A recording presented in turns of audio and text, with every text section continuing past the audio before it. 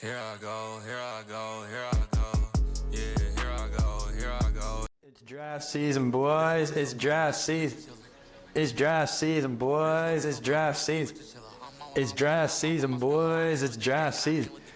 It's draft season, boys. It's draft season. What's going on, everybody? Welcome to yet another episode of the Take Podcast. I'm your host, Jackson Burleson, of course. And in today's episode, we're going to be scratching our heads a lot. We're also going to be commemorating a lot of different teams for doing well in this year's NFL draft, because we've never seen an NFL draft like this, especially quarterback-wise, since 1983 with Dan Marino and Jim Kelly and all them boys. There were 6 quarterbacks taken in the first 12 picks of this year's NFL draft. The first 14 picks were all offensive players. Think about those numbers for a second. But what number we're going to start out with first is the 8th pick of the first round. Belonged to the Atlanta Falcons. We know the Atlanta Falcons just signed Kirk Cousins to a $180 million deal over 4 years. $100 million is guaranteed. You know, Falcons, they got a quarterback. They can just draft another receiver. They can get more offensive help. They can get a lineman maybe. But no. The one thing you need to do when you have it is draft a quarterback. The Falcons decided that they have a quarterback, but they're going to draft another quarterback. Who?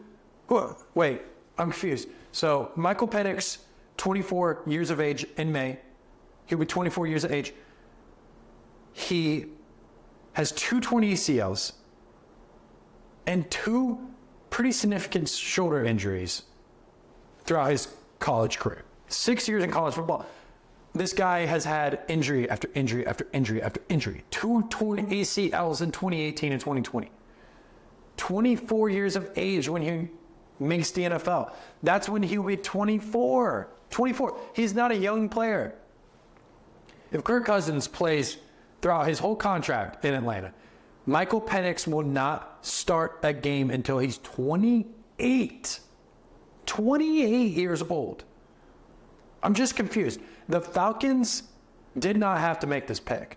And they honestly just handed the Bears Rome Odunze at 9. Everyone kept wondering, what are the Bears going to do at 9? What are they going to do? Well, it's pretty simple when the team ahead of you picks incorrectly, because they did not need a quarterback. And I honestly didn't even think Michael Penix was going to go in the first round. The way people were talking about this man was disrespectful. He should have won the Heisman Trophy. He threw for 4,900 yards. He led college football in passing. And you're going to penalize him for being an old, injured quarterback. Okay, that's fair. But when he gets picked 8th, you're like, oh, well, he shouldn't have been picked. No, he shouldn't have. But that does not take away from the talent Michael Penix is and who he is as a player, the resiliency he's been through over the last 4 years to even be in this position to be an NFL draft prospect. It took a lot of hard work for all these players to be here. And it's just a head scratcher because of the personnel that the Atlanta Falcons have. But that does not take away from the player that Michael Penix can be. He can be a very good player. He's got the potential. He could be one of the best quarterbacks in this draft. But that is just a weird fit, a weird situation. And of course, Kirk Cousins is going to be upset about it. I mean, if I were the quarterback of the Atlanta Falcons and you needed a quarterback for X amount of years, you give me a bag, and then you go and draft a rookie, I'm going to be feeling some type of way about it. I ain't going to lie to you. Like, I'm going to feel some type of way, because it's just human nature to feel that way. Oh, you got this guy, but why did you get me? What was the point of that? I think the Falcons overpaid for Kirk Cousins, but maybe they didn't. Maybe they paid for him because they thought they were going to be able to get somebody else better. But Michael Penix is not better than Kirk Cousins. I mean, we all know that. We all know that. The Falcons must not be confident in Kirk Cousins' Achilles injury, because this pick right here shows panic in the Falcons organization. By picking a quarterback, you're going, whoa, wait. I don't know if Kirk Cousins, he's a little bit older. He's on the back end of his career. He's got an Achilles injury. You just gave him a 4-year contract. You have a long-term blanket there. And then you draft, it's a weird situation. But let's go into the Bears because they got their guy, Caleb Williams, USC legend. Rome Odunze, Washington legend. We also saw Michael Penix dot him up in Washington for all those 2 years that he was there. I will say this. I think the Bears will win the NFC North with the roster they currently have because getting Caleb Williams, that's obviously the X factor. Rome Odunze, DeAndre Swift in the backfield. You can start the game with rushing the football and work Caleb Williams in. There's not a lot of pressure on Caleb Williams this year, in my opinion. For first overall picks, this is the best situation I've seen for a first overall quarterback in a long time, probably ever, in my opinion. He's got DJ Moore, Keenan Allen, Cole Kmet, Gerald Everett. He's got playmakers around him. He's got all pros around him. He's got, I would say, he's got 3 or 4 all-pro players. Rome Odunze, he's definitely going to be an all-pro player. But I would say the Bears are better than they were last year. You also got Jalen Johnson and Montez Sweat on the defensive side of the ball. One of the best pass rushers in Montez Sweat. And then Jalen Johnson, arguably one of the best corners in football. So the Bears have the team. It's just, will the coaching of Matt Eberflus and that staff get in the way of it? It could. It could. This year with the Bears, we're going to see if it's a coaching issue or if it's a personnel issue. That's what we're going to see. I think it's a coaching issue, in my opinion. I wonder if the system will be any different than what it was with Justin, because Caleb's not as mobile, so maybe it'll cater more to him. But I think the Bears definitely will win the NFC North next season. It's just weird because I don't think anyone else in the NFC North really got that much better. I think the Bears are the only team that really drastically improved. Maybe the Vikings, but they didn't have the drastic improvements like the Bears did. The Vikings only picked up J.J. McCarthy, Aaron Jones on the offensive side of the ball. And they also lost K.J. Osborne, which I think was a pretty big loss in my opinion. But besides that, I think the Vikings getting J.J. McCarthy, I think that's a steal of the draft in my opinion. I think J.J. McCarthy, he hasn't been put in situations in college for him to carry his team and him being the reason they win.